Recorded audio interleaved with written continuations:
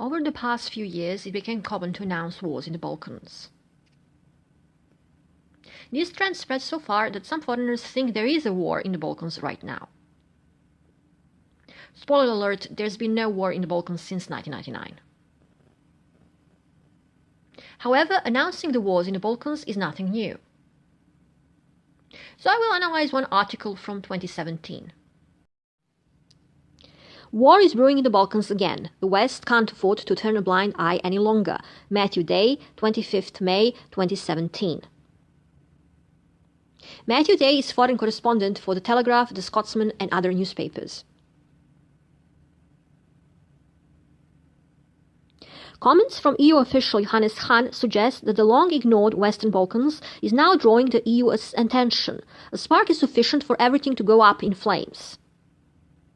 Western media often sees the Balkans as the powder keg of Europe. They often quote what German Chancellor Otto von Bismarck said about the Balkans. Bismarck: "If there is ever another war in Europe, it will come out of some damn silly thing in the Balkans." The main problem is that Bismarck said this in 1888.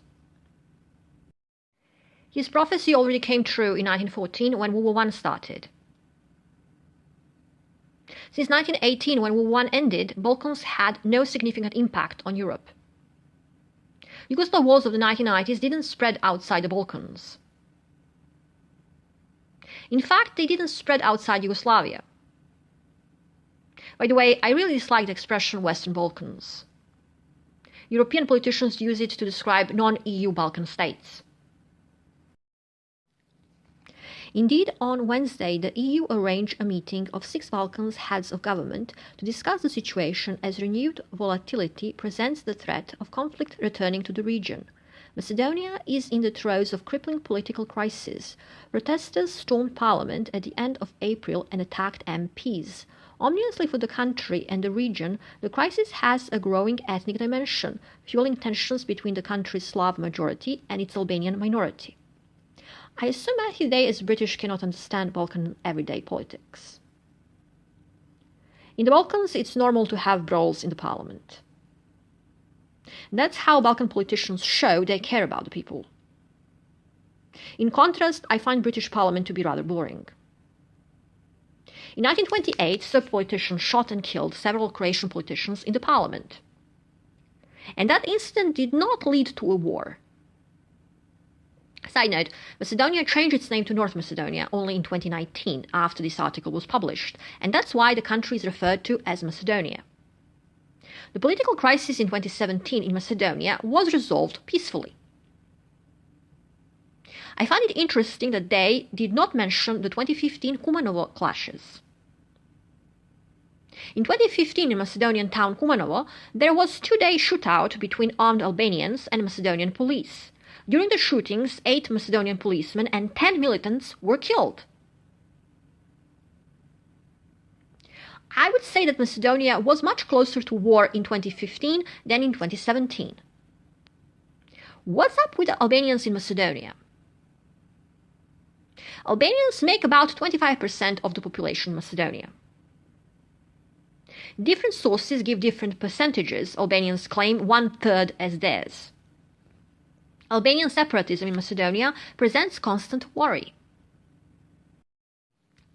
In neighboring Serbia, the president has warned of war with Kosovo, its old province and a country beset by its own internal political crisis, bitter ethnic divisions, economic woes, and unemployment rate of over 30%. Diplomats and experts also warn that the bonds that have helped keep Bosnia in a cagey peace for 20 years could start to fray as the regional political and ethnic pressures mount. Kosovo declared independence from Serbia in 2008. Serbia does not recognize Kosovo independence. Kosovo is not a UN member, but their independence is supported by the West. The same West that says European borders are sacrosanct and cannot be changed. Kosovo has falling birth rates and high migration rates. This means that the unemployment problem will be solved on its own. The population fell from 1,946,000 in 2001 to 1,586,000 in 2023. That's 19% drop. Bosnia has been a mess for decades. There's no reason to think that things in 2017 were worse than before. To be fair, Bosnia is a frozen conflict that can spark again. Many issues remain unsolved. Bosnia has three main ethnic groups. According to 2013 population census, Bosnian Muslims make 50%, Bosnian Serbs 30%, and Bosnian Croats 15%. The new war in Bosnia is possible, but it depends more on international situation. I wouldn't be surprised if the West suggests partitioning Bosnia like they did with Serbia. We were told that Serbia has to accept reality and let Kosovo go. And yet the same people tell Ukraine to fight for their borders. It will be interesting to see what is the Western solution for Bosnia. All this has taken place under the nose of the distracted EU. For most of the years since the end of the Yugoslav wars in the 1990s, the prospect of the Balkan states joining the EU brought stability and a certain level of reform to the region. Joining EU became like a bad joke in the Balkans. The last country to join EU was Croatia in 2013. People in Serbia were told Serbia would join EU in 2010, 2015, 2020, 2025. Now we are told the year is 2030. Everyone is talking about EU enlargement fatigue, but there's EU joining fatigue too. Every EU member has power of veto to prevent someone to join. Macedonia will be blocked by Bulgaria and Greece. Croatia is currently blocking Montenegro. Netherlands would rather sink into the sea than accept Serbia in EU. I wouldn't be surprised if EU has already reached its peak size. Brexit happened, and now many speculate that Hungary will be the next to leave EU. Differences were put aside in the drive to belong to the European camp, but with problems and division both distracting the EU and sapping its desire to expand, the Balkans were cast adrift, reforms stopped, and ethnic tensions stepped into the sunlight once again. Reforms never stopped, they just didn't go the way EU envisioned. Ethnic tensions were always there, Western media just stopped reporting about them. Pizzeria in Croatia publicly stated that they don't hire Pakistani, Bangladeshi and Chetniks from Niš. Niš is a town in Serbia and Chetnik is used as synonym for Serbs. I suppose the owner would hire Chetniks from Jagodina, another town in Serbia. The owner of Pizzeria wrote that he is disgusted when he sees dark people on the street. The owner of Pizzeria was fined for his racism and had to pay 40 euros. Average monthly salary in Croatia is 1,630 euros, so paying 40 euros is nothing. He proudly announced he still stands by what he said. At the same time, the certainty that if a serious crisis broke out, the hard power of the US would bring parties to the negotiating table, as it had done in the 1990s, no longer seemed such a certainty. An increasing American unwillingness to get involved abroad, coupled with a feeling in Washington that Europe should do more to keep its own backyard in order, has undermined the US position as a pillar of stability in the Balkans. Describing Balkans as European backyard is insulting. Geographically speaking, Balkans is part of Europe. Balkans is not much different from Austria, Poland or Slovakia. I don't understand why USA should play any role in the Balkans. I have a feeling that many are using USA and NATO as synonyms. Many Balkan states are NATO members, so if something happens, NATO has obligation to intervene. The degrading of Western influence has opened the door to Russia. Eager to stymie EU and NATO expansion in the Balkans, Moscow has become increasingly involved. According to a report published this month by American think tank, the CNA, Russia is using its influence to discredit Western institutions and democracy. I almost read it CIA instead of CNA. Why should we trust American think tank? CNA is based in Arlington, Virginia, where Pentagon is also located. I'm sure it's just coincidence. Sarcasm.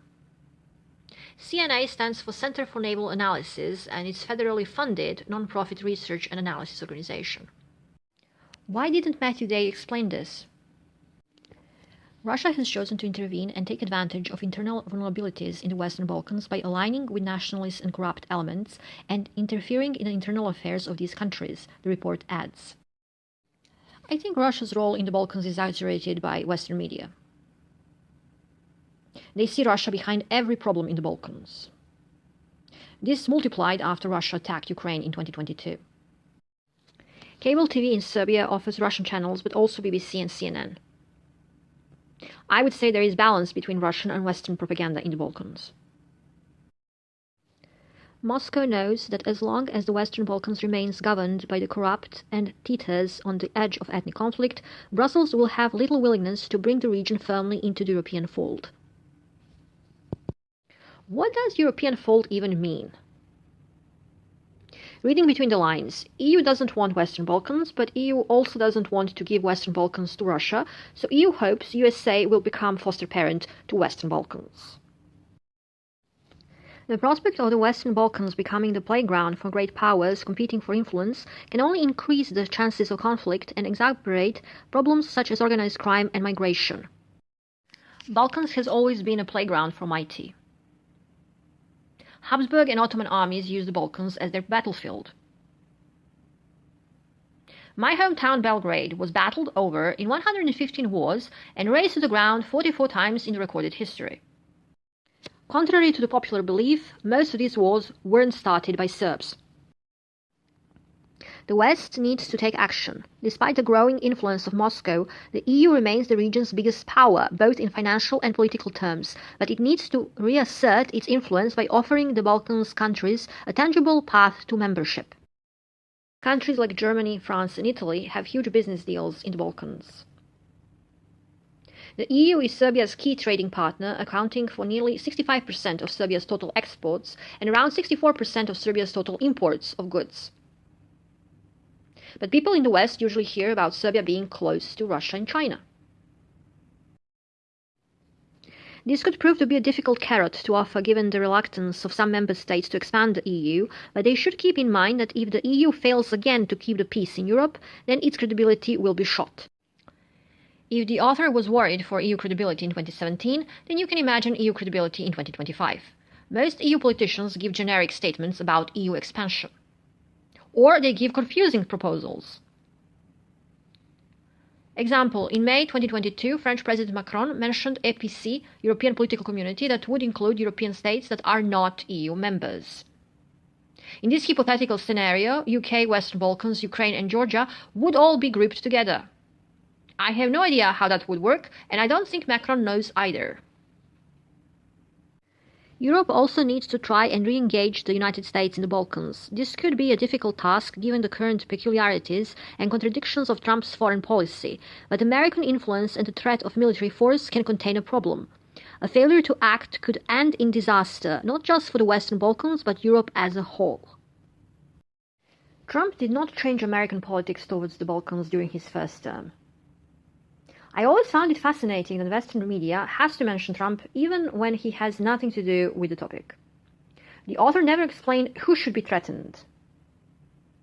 Are we talking about Albanian separatists, Bosnian Muslim jihadists, or Serbian nationalists? Judging by the fact there has been no war in the Balkans, I would say the author failed in his analysis.